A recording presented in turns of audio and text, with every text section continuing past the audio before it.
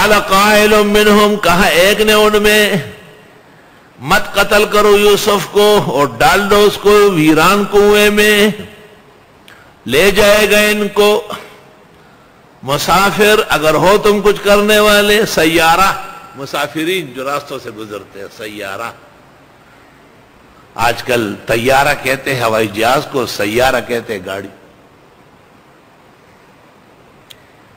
اللہ اکبر۔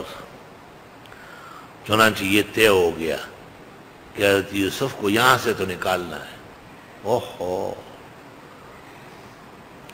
چنانچہ اس میں ایک اور طرح کے بیانات بھی ہیں۔ خوابوں کا علم، چھوٹے بچوں کے خواب اور ان کی تعبیر و تدبیر، صلاحیتوں کی وجہ سے اپنوں کا حسد اور کینہ، اور حسد اور کینے میں انتہا کو پہنچنا، یہ علوم دیکھے۔ اس میں سفر کے مسائل، لقطہ اور لقیط کے مسائل، جنگل جانے کے مسائل اور سیر سپاٹے کے مسائل، جنگلوں میں دوڑ دھوپ کرنا اور کھیل کود کرنا اور ان کے متعلق مسائل، اس قسم کے عنوانات بھی سورت میں چل رہے ہیں۔